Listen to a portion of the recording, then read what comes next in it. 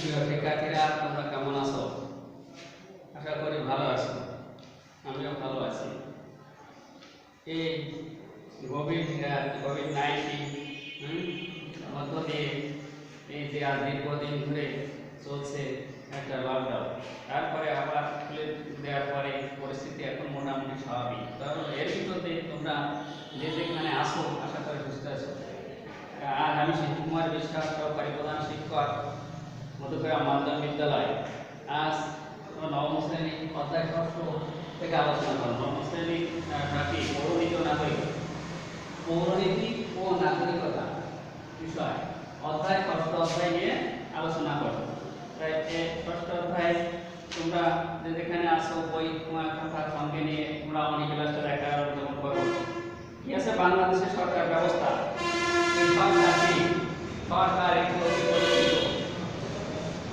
সরকার একটি অধিক পরিচিত শব্দ। বিশ্বের সব দেশেই কোনো না কোনো সরকার ব্যবস্থা রয়েছে। প্রত্যেকটা দেশে কোনো না কোনো সরকার ব্যবস্থা আছে।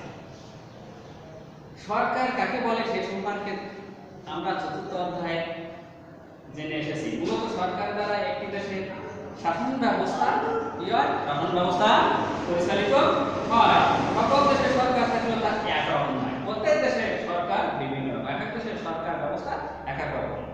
এই অধ্যায়ে আমরা আমাদের দেশের সরকার পদ্ধতি, আমাদের দেশে বাংলাদেশের সরকার পদ্ধতি নিয়ে আলোচনা করব। আমরা দেখি এই অধ্যায় শেষে আমরা জানতে পারবো কি বাংলাদেশের সরকারের স্বরূপ উল্লেখ হতে পারবে, বাংলাদেশের প্রশাসনিক কাঠামো, বাংলাদেশের রাষ্ট্রপতি, প্রধানমন্ত্রী এবং মন্ত্রিসভার ক্ষমতা ও কার্যাবলী বর্ণনা করতে পারবে, বাংলাদেশের প্রশাসনিক কাঠামো বর্ণনা করতে পারবে, বাংলাদেশের আইনসভার গঠন ক্ষমতা ও কার্যাবলী এবং পরিশেষে বাংলাদেশের বিচার বিভাগের গঠন ক্ষমতা ও কার্যাবলী সম্পর্কে জানতে পারবে। আসি আমরা বাংলাদেশের সরকারের স্বরূপ। বাংলাদেশের সরকারের স্বরূপ।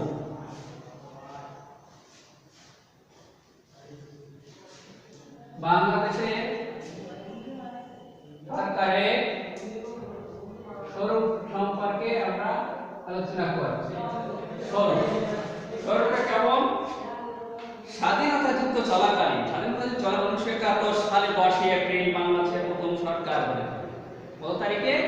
1971 সালে 10 এপ্রিল। 1971 সালে 10 এপ্রিল। এপ্রিল মানে 10 তারিখে বাংলাদেশের সরকার ব্যবস্থা গঠিত হয়। বাংলাদেশ একটি গণপ্রজাতন্ত্রী রাষ্ট্র। বাংলাদেশ একটি গণপ্রজাতন্ত্রী রাষ্ট্র। এই রাষ্ট্রে সকল ক্ষমতার অধিকার আছে জনগণ। সকল ক্ষমতার অধিকার হচ্ছে জনগণ। এছাড়া বাংলাদেশ একটি এককেন্দ্রিক রাষ্ট্র। আমাদের দেশের সংসদীয় পদ্ধতি সরকার ব্যবস্থা চালু রয়েছে। এই ছাড়া বাংলাদেশে একটি একাধিক আমাদের সংসদীয় পদ্ধতি সরকার ব্যবস্থা চালু রয়েছে। এই ব্যবস্থায় রাষ্ট্রপতি রাষ্ট্রের সর্বোচ্চ ক্ষমতার অধিকারী। রাষ্ট্রের সর্বোচ্চ ক্ষমতার অধিকারী হচ্ছে রাষ্ট্রপতি। তবে দেশের প্রকৃত শাসন ক্ষমতা প্রধানমন্ত্রী এবং তার মন্ত্রিপরিষদের উপর ন্যস্ত থাকে। দেশের প্রকৃত শাসন ক্ষমতা প্রধানমন্ত্রী এবং তার মন্ত্রিপরিষদের কাছে ন্যস্ত থাকে। মন্ত্রিপরিষদে এখানে প্রকৃত শাসন ক্ষমতার অধিকারী এবং প্রধানমন্ত্রী হলেন সরকার প্রধান। মন্ত্রিপরিষদে এখানে প্রকৃত যে শাসন ক্ষমতা তার এই অধিকারী, কিন্তু প্রধানমন্ত্রী হলেন সরকার প্রধান। তার নেতৃত্বে মন্ত্রিপরিষদ দেশের শাসন কার্য পরিচালনা করে। প্রধানমন্ত্রীর নেতৃত্বে সমস্ত মন্ত্রীরা তারা কি করে? এই মন্ত্রিপরিষদের বা দেশের শাসন কার্য পরিচালনা করে। এরপরে আসি বাংলাদেশের সরকারের বিভিন্ন রূপ। এরপর একটা বাংলাদেশ সরকারের বিভিন্ন রূপ। বাংলাদেশের সরকারের বিভিন্ন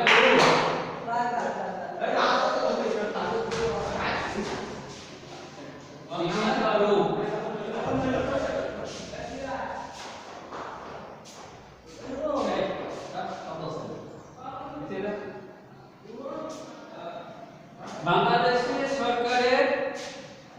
বাংলাদেশ সরকারের বিভিন্ন রূপ। পৃথিবীর অন্যান্য দেশের সরকার ব্যবস্থার মতো বাংলাদেশ সরকারও তিনটি বিভাগ আছে। কি কি তোমরা জানো? শাসন বিভাগ, আইন বিভাগ আর বিচার বিভাগ। শাসন বিভাগ,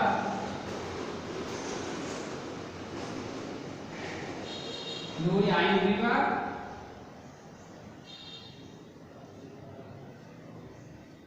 আর হচ্ছে বিচার বিভাগ।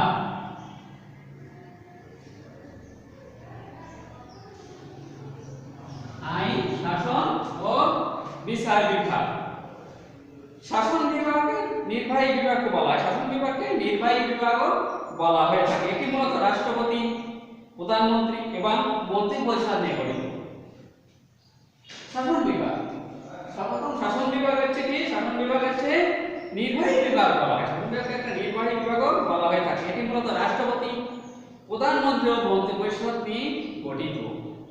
এরপরে রাষ্ট্রপতি, রাষ্ট্রপতি ক্ষমতা কার্যাবলী। রাষ্ট্রপতি গঠন, রাষ্ট্রপতি সরকার গঠন, ক্ষমতা ও কার্যাবলী। রাষ্ট্রপতি বাংলাদেশ শাসন বিভাগের সর্বোচ্চ ক্ষমতার অধিকারী কে হলেন? সর্বোচ্চ ক্ষমতার অধিকারী একজন রাষ্ট্রপতি। তিনি গণপ্রজাতন্ত্রী বাংলাদেশ সরকারের রাষ্ট্রপ্রধান। তবে রাষ্ট্রপ্রধান হলেও তিনি আসলে এক নামে মাত্র প্রধান। দুই একটি ব্যতিক্রম ছাড়া সমস্ত ক্ষমতা প্রধানমন্ত্রীর পরামর্শক্রমে তিনি পরিচালনা করেন। রাষ্ট্রপতি জাতীয় সংসদের সংখ্যাগরিষ্ঠ সদস্যের ভোটে নির্বাচিত হন। রাষ্ট্রপতি কিভাবে নির্বাচিত হন? জাতীয় সংসদে সদস্যদের ভোটে সংখ্যাগরিষ্ঠ সদস্যের ভোটে নির্বাচিত হন। তবে তার কার্যকাল, রাষ্ট্রপতি কার্যকালের মেয়াদ হচ্ছে 5 বছর। রাষ্ট্রপতি পুনর্নির্বাচিত হতে পারে, তবে কোন ব্যক্তি পরপর 2 মেয়াদে অর্থাৎ একটানা 10 বছরের বেশি রাষ্ট্রপতি হতে পারবেন না। রাষ্ট্রপতির দায়িত্ব শাসনকালে তার বিরুদ্ধে আদালতে যদি কোনো অভিযোগ আনা যায়, তবে সংবিধান লঙ্ঘন বা গুরুতর কোনো অভিযোগ জাতীয় সংসদে অভিশংসনের মাধ্যমে তাকে মেয়াদ শেষ হবার পূর্বে তাকে অপসারণ করতে পারে। রাষ্ট্রপতি হতে হলে কোনো ব্যক্তিকে অবশ্যই বাংলাদেশের নাগরিক হতে হবে। রাষ্ট্রপতি হতে হলে কোনো ব্যক্তিকে অবশ্যই বাংলাদেশের নাগরিক এবং কমপক্ষে তাকে 35 বছর বয়স হতে হবে। 35 বছর বয়স না হলে তিনি রাষ্ট্রপতি হতে পারবেন না। যদি কেউ রাষ্ট্রপতির পদ থেকে অপসারিত হন, কেউ যদি রাষ্ট্রপতির পদ থেকে অপসারণ করেন, তার সময় মেয়াদ হওয়ার পূর্বে অপসারণ করেন, তাহলে তিনি আবার রাষ্ট্রপতি হতে পারবেন না। একবার অপসারণ করলে সে পুনরায় আবার রাষ্ট্রপতি হতে পারবেন না। এবারে আমরা আসি রাষ্ট্রপতির কিছু ক্ষমতা ও কার্যাবলী দেখি। রাষ্ট্রপতি ক্ষমতা ও কার্যাবলী।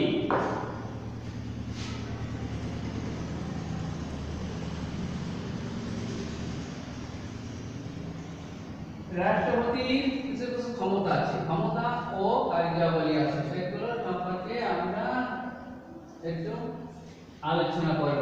রাষ্ট্রপতির ক্ষমতা ও কার্যাবলী। রাষ্ট্রপতি অনেক দায়িত্ব পালন করেন এবং তার ক্ষমতাও অনেক। তবে এখানে আমরা কিছু কিছু গুরুত্বপূর্ণ তার ক্ষমতা এবং কার্যাবলী সম্পর্কে আলোচনা করছি। প্রথমে আসি, রাষ্ট্রপতি আছে রাষ্ট্রপ্রধান। প্রথমত রাষ্ট্রপতি রাষ্ট্রপ্রধান। সরকারের সকল শাসন সংক্রান্ত কাজ তার নামে পরিচালিত হয়। তিনি প্রধানমন্ত্রীকে নিয়োগ করেন, অন্যান্য মন্ত্রী, প্রতিমন্ত্রী, তারপর উপমন্ত্রীদের নিয়োগ দেন। রাষ্ট্রের শীর্ষস্থানীয় কর্মকর্তাদের যেমন মহান হিসাবরক্ষক, রাষ্ট্রদূত ও অন্যান্য উচ্চপদস্থ কর্মকর্তা নিয়োগের দায়িত্ব রাষ্ট্রপতি। তিনি সশস্ত্র বাহিনী প্রধান। 3 বাহিনী যেমন সেনা, বিমান এবং নৌ, সেনা, বিমান এবং নৌ, এই 3 বাহিনীর প্রধান তিনি নিয়োগ দেন। এই 3 বাহিনীর প্রধানদের রাষ্ট্রপতি নিয়োগ দেন। তবে প্রধানমন্ত্রী ও প্রধান বিচারপতি নিয়োগ ছাড়া অন্যান্য সব কাজ তিনি প্রধানমন্ত্রীর পরামর্শক্রমে করে থাকেন। দ্বিতীয়ত আসি, রাষ্ট্রপতি কিছু আইন প্রণয়ন সংক্রান্ত কাজ করে থাকেন। দ্বিতীয়, রাষ্ট্রপতি কিছু আইন প্রণয়ন সংক্রান্ত কাজও করে থাকেন। তিনি জাতীয় সংসদের অধিবেশন আহ্বান করেন, করতে, স্থগিত রাখতে ও প্রধানমন্ত্রীর পরামর্শে সংসদ ভেঙে দিতে পারেন।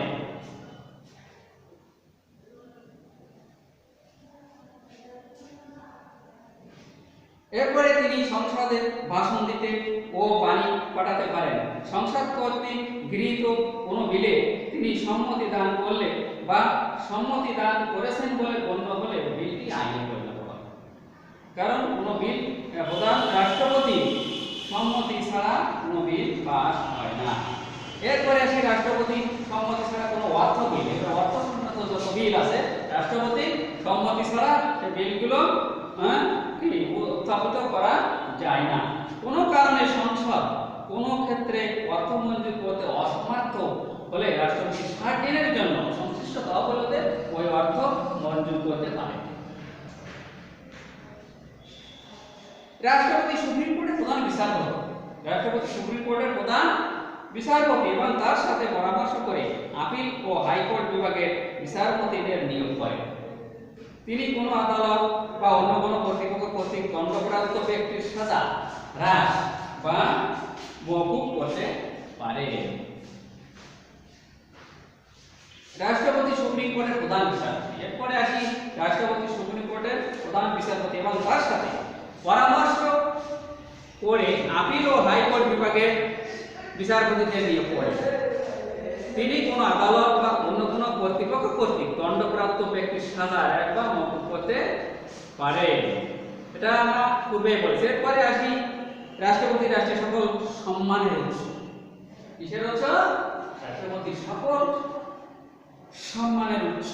তার অনুমতি ছাড়া দেশের কোনো নাগরিক অন্য কোনো দেশের দেওয়া কোনো সম্মান বা পদবি গ্রহণ করতে পারে না। কোনো পদবি, কোনো ডিগ্রি নিতে হলে রাষ্ট্রপতির সম্মতি ছাড়া নেওয়া যাবে না।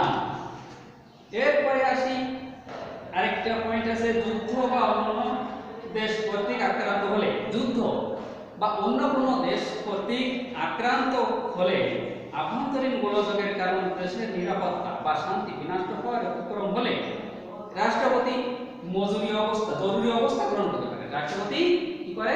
এই অবস্থায় জরুরি অবস্থা গ্রহণ করতে পারে। তবে এক্ষেত্রে প্রধানমন্ত্রী সম্মতির প্রয়োজন হয়। এছাড়া রাষ্ট্রপতি আরো অনেক দায়িত্ব পালন করে থাকেন। তিনি জাতীয় অনুষ্ঠানে সভাপতিত্ব, যে কোনো জাতীয় সরকার কর্তৃক যে কোনো জাতীয় অনুষ্ঠানে তিনি সভাপতিত্ব করেন। দেশের বরেণ্য ব্যক্তিদের খেতাব, পদক এবং সম্মাননা প্রদান করতে পারেন। বিভিন্ন রাষ্ট্রীয় চুক্তি দলিল তার নির্দেশে সম্পাদিত হয়ে থাকে। তিনি বাংলাদেশে নিযুক্ত বিদেশি কূটনীতিকদের পরিচয়পত্র গ্রহণ করেন। প্রধানমন্ত্রী অন্যান্য মন্ত্রী ও বিচারপতিদের শপথ বাক্য পাঠ করান। এটা একটা গুরুত্বপূর্ণ বিষয়। কি করে? তিনি কূটনীতিক পরিচয়পত্র এবং প্রধানমন্ত্রী অন্যান্য মন্ত্রী এবং বিচারপতিদের তিনি শপথ বাক্য পাঠ করান। তাহলে আমরা রাষ্ট্রপতি গঠন এবং ক্ষমতা ও কার্যাবলী সম্পর্কে আলোচনা করলাম। গঠন, ক্ষমতা এবং কার্যাবলী সম্পর্কে আলোচনা করলাম। ঠিক আছে সুপ্রিয় শিক্ষার্থীরা, তোমরা ভালো থাকো।